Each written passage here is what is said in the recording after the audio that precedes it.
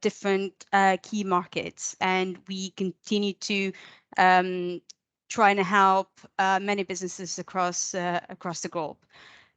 Today, we'll be talking about what compliance means, compliance obligations, related areas, challenges, elements of framework, risk assessment, the entire process of compliance management system.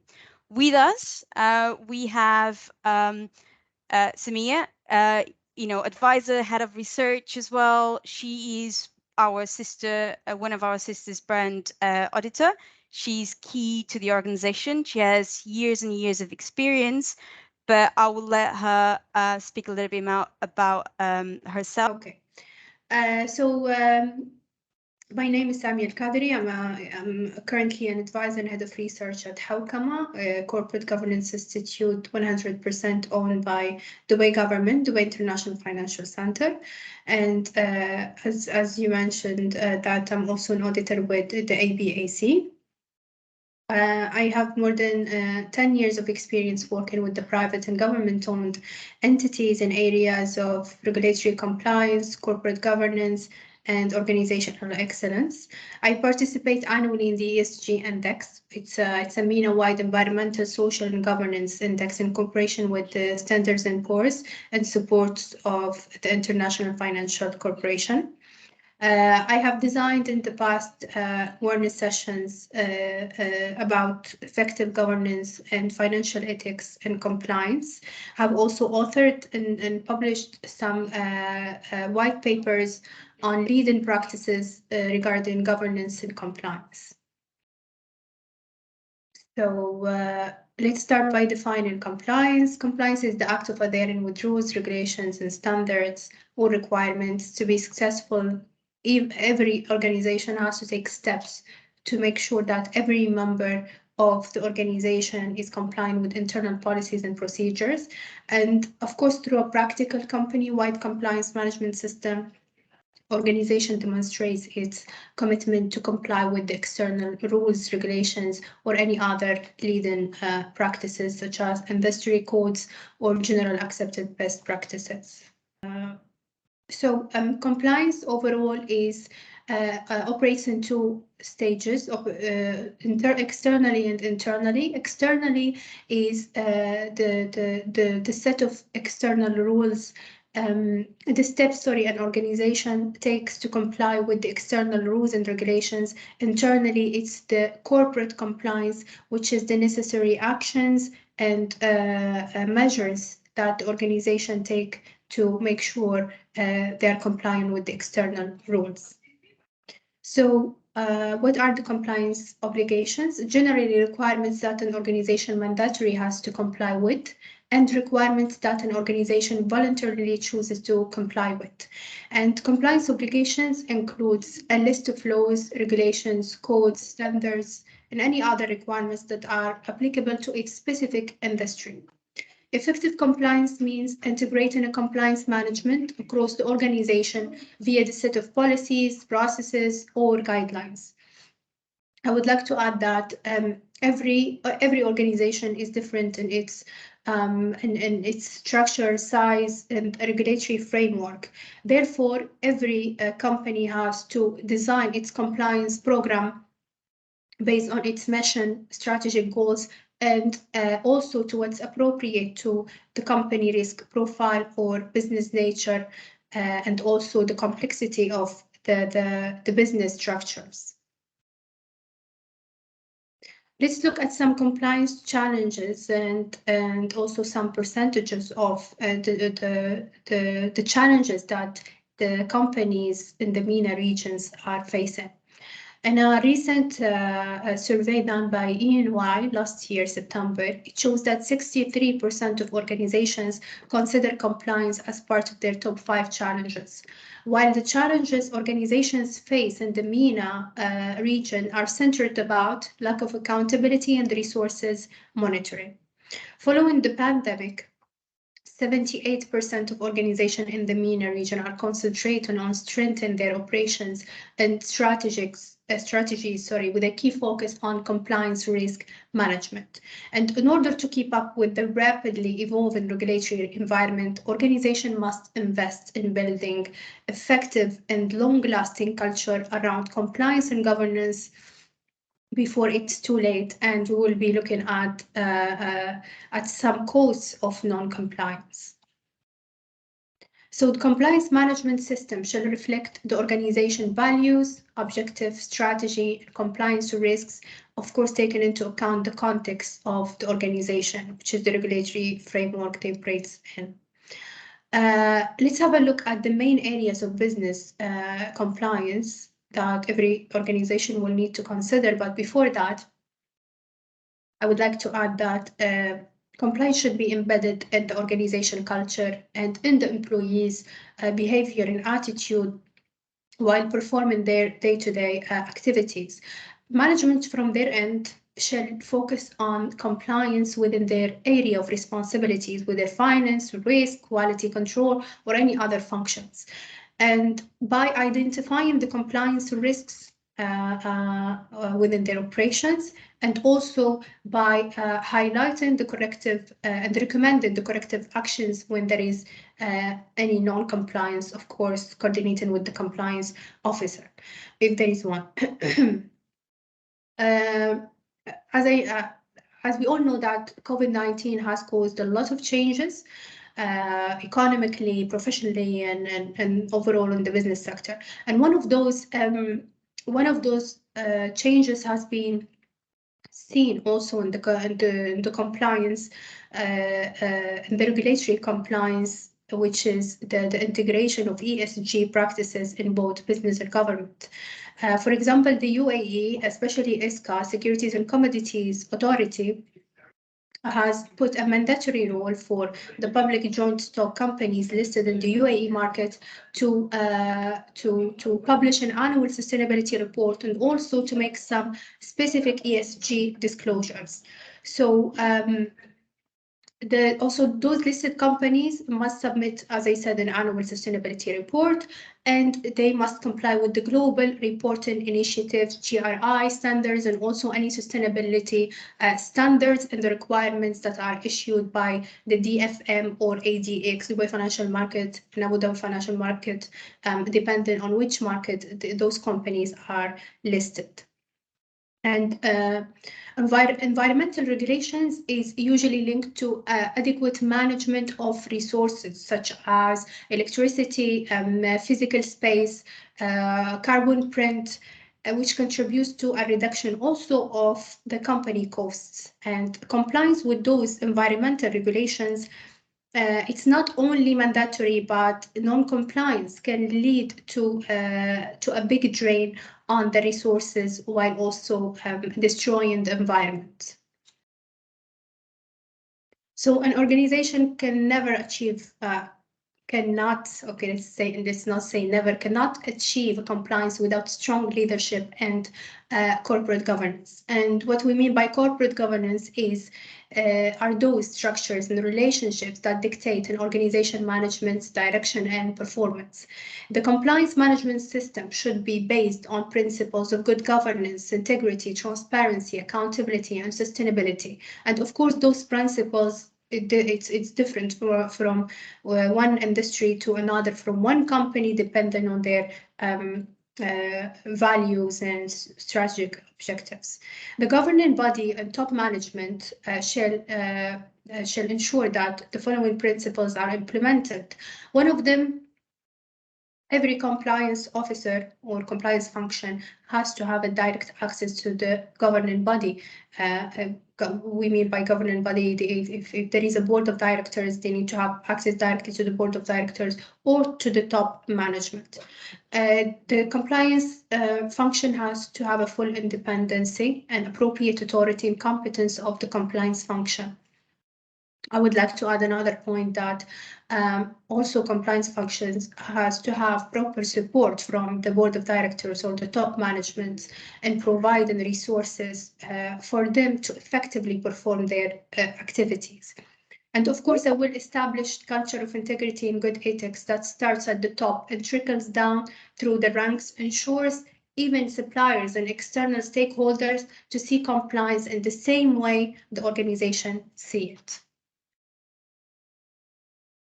Good governance starts with the tone at the top, and an effective compliance management system also requires a strong tone at the top to see expectation and standards for everyone else in the company. Regulators across the globe have started increasingly focusing on the role of senior management in compliance programs. And as a result, the focus of compliance activities has shifted from responding to issues to a more proactive approach involving prevention and detection mechanism of illegal practices resulting from non-compliance.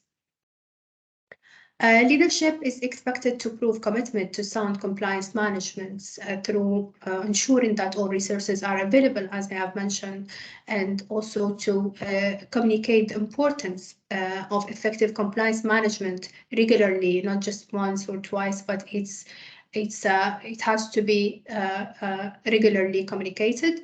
Also supports a system of raising and addressing concerns and non-compliance behaviors, and also to be prepared to address non-compliance issues. One of the critical steps towards establishing a good compliance management system or reviewing an existing one is risk assessment. It's very important to identify compliance risks by relating its compliance obligation to its activities, products, services, and relevant aspects to its operation. And assess compliance risks related to the outsourced and third-party processes. This is a very important step whenever a company is dealing with a third party. There has to be proper due diligence for those outsourced and third parties stakeholders.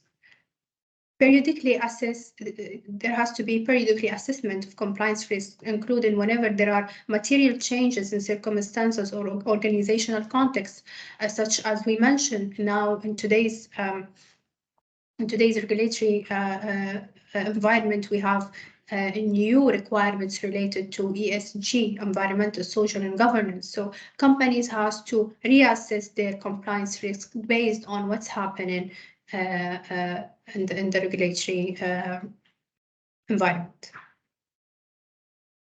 So there are four main elements for a common compliance framework. It starts with the development and establishment of the process, and it includes securing a commitment from all parties, planning process, assigning roles and responsibilities, obligations, and risk. And of course, again, having the support of the top management. The second phase, which is the implementation and maintenance program, it happens through program awareness, communication and training, controls and procedures, and documentation. The third phase, which is the program evaluation. After we set our program, we need to have the internal audit and management review, monitoring and measurement, raising concerns, and investigation process. The fourth stage, which is the continuous improvement, we need to always seek to improve the current system based on the best practices and managing non-compliance. So let's have at the cost of non-compliance. Look at the cost of non-compliance. And there is a well-known quote by the former US Attorney General Paul McNulty that if you think compliance is expensive, try non-compliance. So there was a study published on June 2020 based on a recent report by research firm, the Poneman Institute and security company Global Space.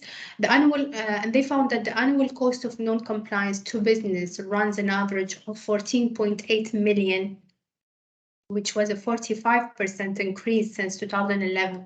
And while the cost of compliance, on the other hand, was found to average 5.5 million. So those it's definitely a huge number. And looking at the non-compliance cost consequences, it was seen as business distributions, productivity loss, revenue loss, fines and penalties, and others. Final reputation damage. So it is always important to take the right action from the start and invest in a good compliance program before reaching the stage of non-compliance, which will which might cost the company a lot in terms financially, and then reputation, which is very hard to recover it. So it's always important to ask the right questions when developing a compliance management policy or reviewing a current one. Those are 10 main questions. Of course, it can be more dependent on the situation. So first question, we need to ask if compliance obligations have been well identified and outlined, if compliance risk assessment has been documented through all its stages, does the compliance management system align with the compliance objectives and also with the overall strategic objectives of the company? Are we monitoring and measuring compliance performance? And it's very important to know how often do we measure it, and who is analyzing and evaluating the performance of the compliance management system to identify the need for corrective action. Roles and, for this case, roles and responsibilities has to be clearly defined. We need also to ask if there is a compliance reporting and documenting system. And if the compliance management system is reviewed regularly, we need to also ask if there is a system for raising concerns and ensuring that all concerns are addressed. You might have a very good whistleblowing system, but when you come to check how effective is this system, for example, you might find zero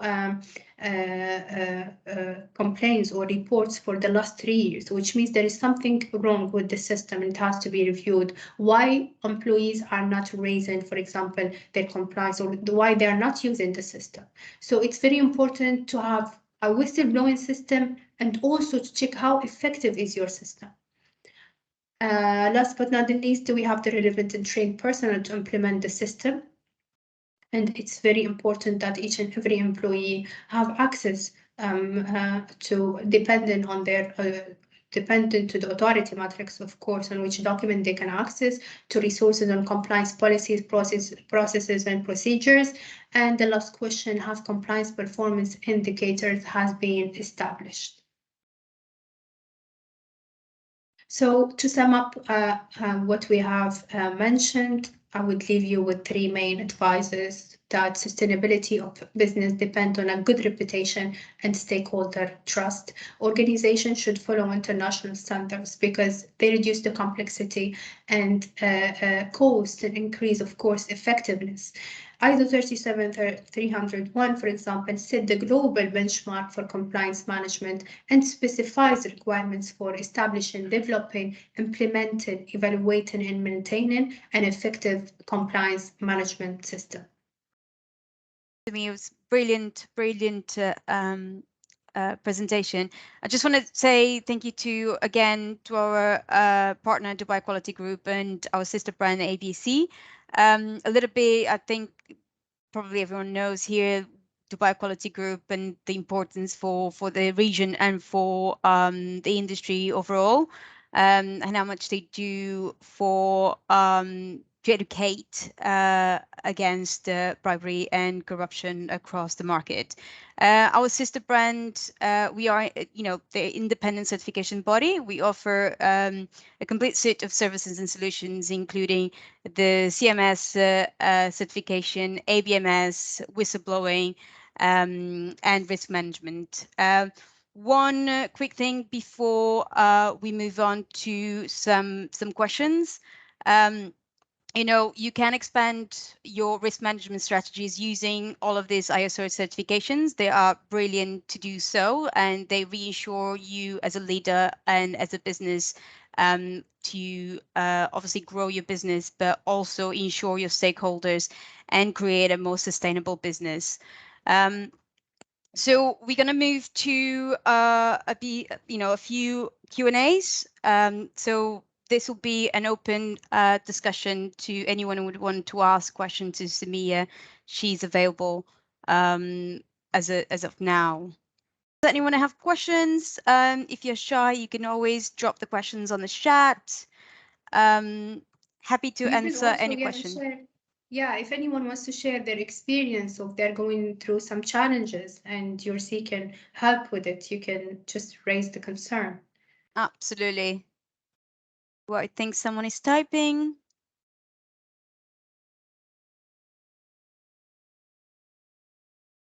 And actually, I have a question while we're waiting for a few questions. You know, obviously the CMS 37301, it's been recently last year, why it was changed from 19600 to 37301. So now obviously the 37301 being a type A certification, it's so I want to use mandatory, right, across some industries and so on. Yes. But do you still see many companies doing the transition between 19600 to the current standard?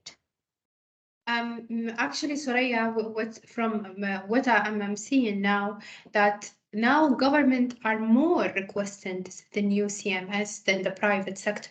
So so many organizations they're seeking out to help them establish the right system before they get the certificate. So what I see in our region that before the focus was just by the private sector, but now even the government, they are looking to implement a new system. Okay.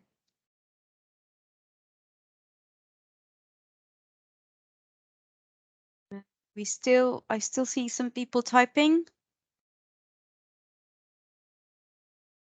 How can you differentiate compliance audit with internal audit engagements?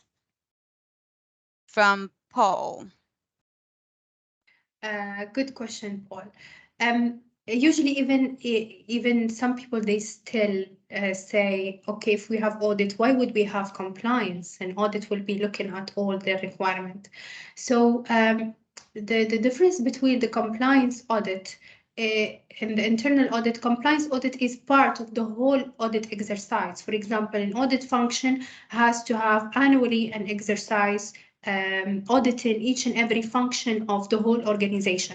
And compliance is one of them. So the role of audit is to see how effective compliance and how is the organization is complying with the requirement. Are they doing is their compliance program set in place? How effective is their program? Is their training? So they look into the specific details if compliance is properly functioned or not.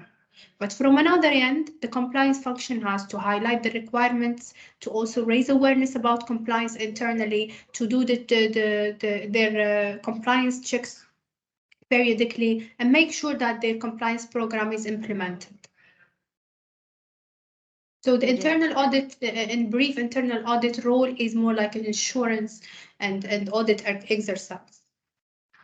Actually, I have a question. So in terms of the Sustainable Development Goals, so you touch based on that, but it's not mandatory, is it? It's almost like a way of showing to your stakeholders that you are a sustainable business, right? And that you are committed to the environment and to a common goal. Well, Soraya, recently, I think the last regulation that has been issued by ISCA, it's now mandatory to publish an annual sustainability report only for listed companies, public joint stock listed companies in the UAE market. And looking at the efforts it's going on related to this subject, even globally and internally, this ESG practices, or metrics, is getting more and more highlighted, and I'm sure that there will be more requirements for organizations to comply with. So this is just the beginning, that having an annual sustainability report, but more of the requirements will be coming in. So at the moment, it's just the public companies. Yes, only the listed public companies. And but you think in the future, private companies would have to also fulfill their. Okay, that's interesting, definitely. isn't it? Yeah, I think because it's a question of sustainability of the whole environment. Yeah, absolutely. Is any other questions? think that ends our session. Thank you so much, Samir. It was brilliant. I got a little bit more educated as well. Thank you, everyone that turned up to this webinar. I hope you got something out of it. We will send an email to everyone with a recording of this webinar. We hope if you have any questions to reach out. We will make sure that we embedded Samir's LinkedIn profile as well if you would like to follow her or have any questions in the future. I do thank our partner, our sister brand, and especially Samir. It was brilliant, brilliant delivery. Thank you so much. And thank you to everyone. And have a lovely day. You too. Bye. Bye.